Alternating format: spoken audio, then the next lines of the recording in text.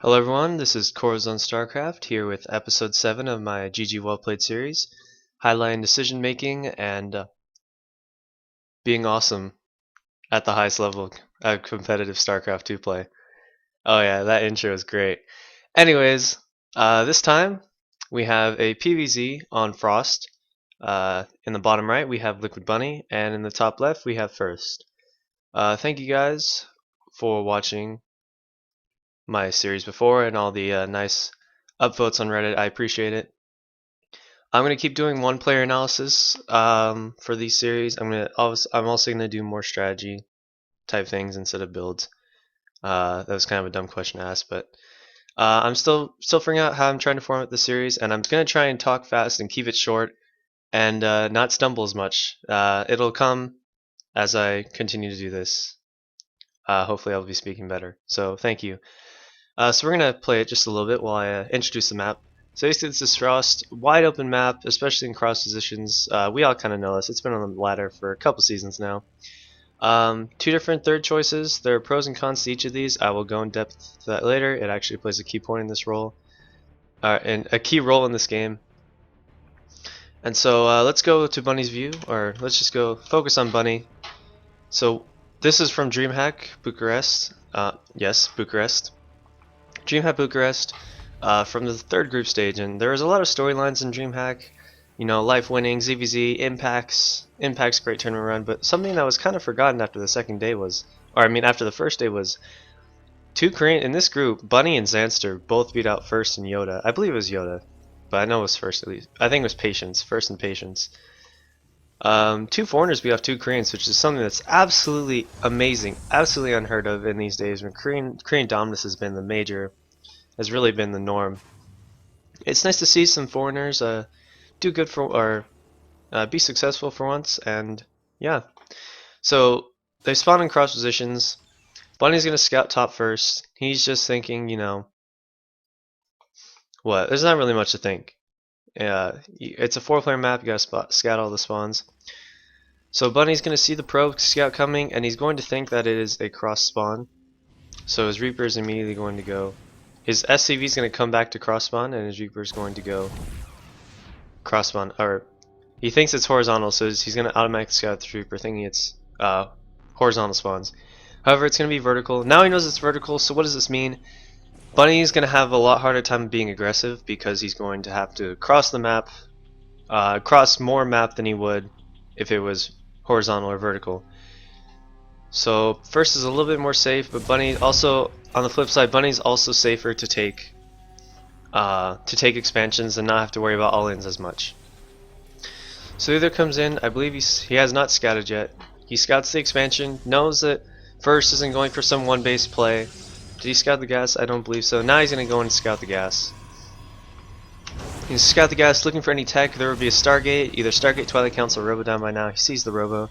Knows it's either a Robo Expand or some crazy 5-gate, or knows it's a normal standard, you know, Observer Colossus play instead of it's either that or a 5-gate Robo all in. So he's gonna send some units out. I don't necessarily agree with this, but I mean I'm not Bunny.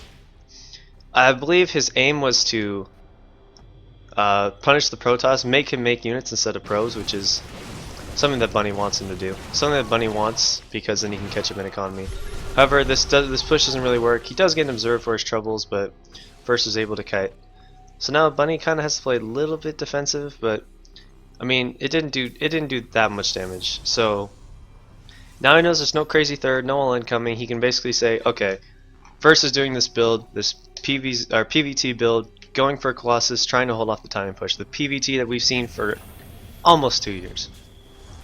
So Bunny knows that he can't break First, so what's he going to do? He's going to take a third. He knows because he lost so much army, his drop potential is not very good, so he's going to take a third. And now he's just going to go on the map, put some pressure, just keep... Basically, at this point in the game, Terran has an advantage and has a reason to be aggressive. Sends a Marine to scout the third, this is very good. And just kind of poking in, making sure he keeps tabs on First, and I do like this Marine as well. Let's take a look at my notes. Alright, once he has the medevac push, he scouts the Colossus. He decides to turn back it's fine. And the most important part of this is that first is not, or Bunny, Bunny's not over aggressive here. A lot of Terrans think, oh, I have to do damage to the Protoss or else I'm gonna lose. But at this point, with his first failed attack with the Marauder, with a slight Marine and Marauder attack, Bunny knows he can't play too aggressive, or else he will basically die if he overextends. So this is important. Bunny moved out. First, scanning the observer over his army just to make sure. It's the most important part of China aggression is to keep it unscouted. Why does Protoss go for these observer builds? How many? First has one observer. He had more before. Why do Protoss go for these observer builds? So they can see the attack. When you're playing PvT, if you can see the attack, you can stop the attack, and that's the most important part. As Terran, you want to make sure the Protoss can't see the attack. And behind this, Bunny's taking a fourth. He knows he can't break first. First, his army is too good. I mean, he has a bajillion Colossus. It's not going to happen. So what's he going to do? He's going to take a fourth. And a very important is the fact that Bunny has a lot of map vision. Let's take a look at his map vision really quick. He's scouted all the attack paths to his fourth with this Marine here, making sure that no Zealot run-bys can come by, no army movement can go by without Bunny noticing it. It's a lot easier to defend if you see the attack coming here than if you see it right when it's on your base. So Bunny's going to push out again, get a little skirmish with the Stalkers. And now here's where the third choices come in. In my opinion, this third choice by first, this one right here, is not a good one. Why? Well, we'll see why. We'll slow it down a little bit. Oh. So Bunny's going to take out the third. And why is this good?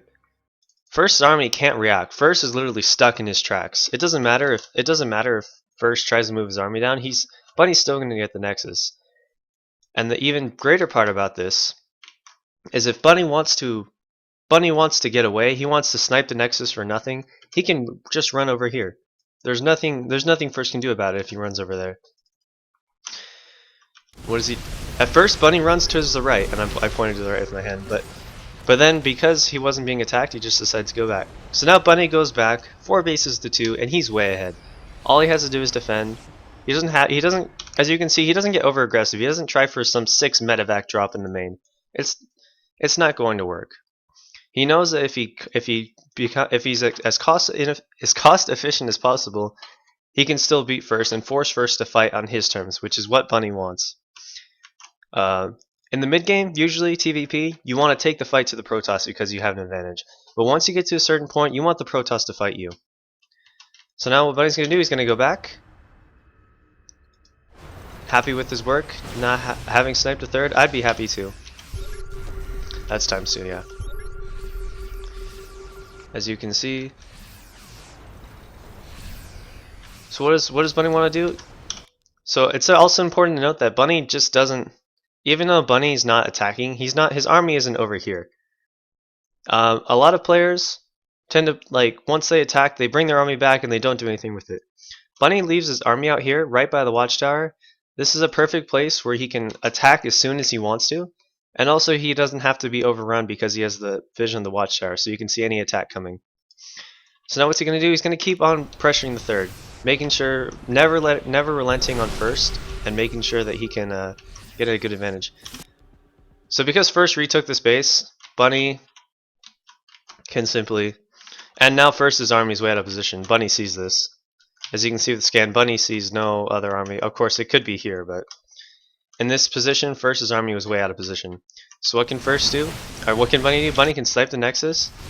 And now First tries to wrap around with this Colossus. I'll go for it. So as they're fighting, this is literally, this is probably the second worst position First should be in. His Stalkers are right next to the Marines and Marauders, which means they're able to easily target down the Stalkers who are trying to shoot the Vikings. The Vikings are shooting the Colossus who are doing absolutely nothing. There are 4 Colossus here doing nothing. Not good for First. Lastly, his Archons are in the back. The only saving grace is the fact that his Zealots are actually out front. So even though Bunny is going to lose almost all of his army here, he's still done a ton of damage. He's cancelled the third, he's killed off a couple Colossus and the Stalker force, and now he can literally just pick up, gets 2 medivacs out, which isn't too bad, and he can go back with this huge income advantage. Let's take a look. 1600 to 1100. Anytime you have an income advantage like that, you're going to be in good shape.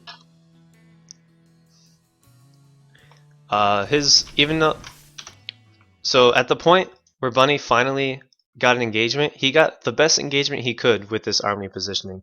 Perhaps he overextended a little bit too much, but that's neither here nor there. He actually managed to do a lot of damage, and now he's way ahead. Even though the supplies are even, Bunny's still way ahead. So first with this very nice Zealot counterattack, Bunny's gonna clean up, and now Bunny sees first his army, and he's like, "Oh shit!" This is the "oh shit" moment, as any race really. So what's he gonna do? Instead of rushing into an engagement in order to save his third, Bunny's gonna display a very nice sense of patience. No joke.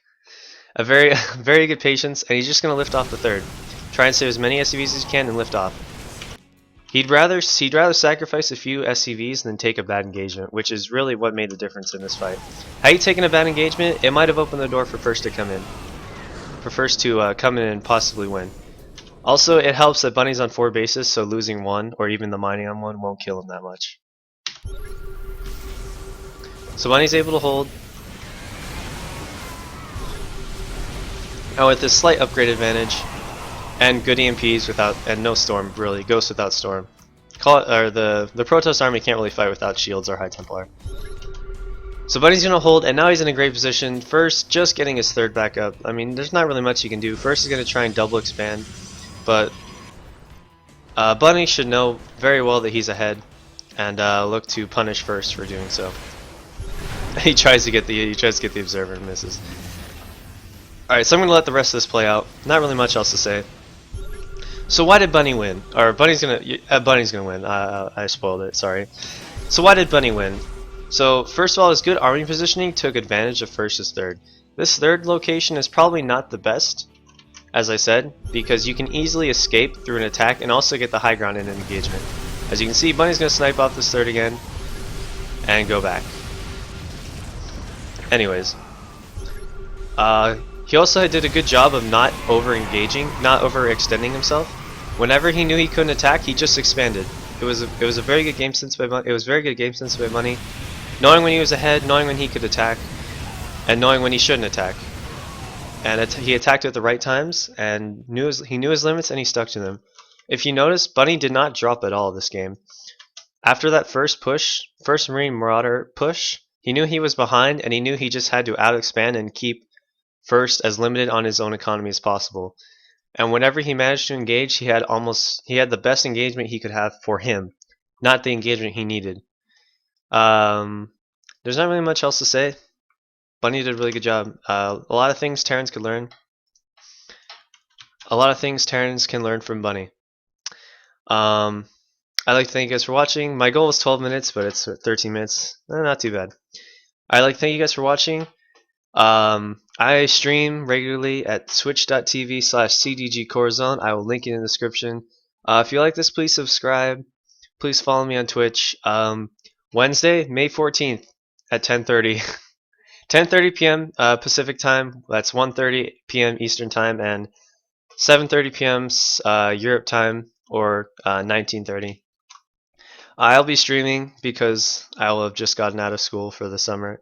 In celebration of me getting out of school, I'm going to take your guys' build request and have a lot of fun with streaming. I'm going to stream, and I'm going to take your build requests and basically have fun. Enjoy the beginning of summer. I'd like to thank you guys for watching. Let me know, as always, if you have any feedback or comments, concerns, blah blah blah. Starving letter C, you know, that Jag Attack thing. Alright, thank you guys very much. This has been Corazon StarCraft, and I'll see you guys next time.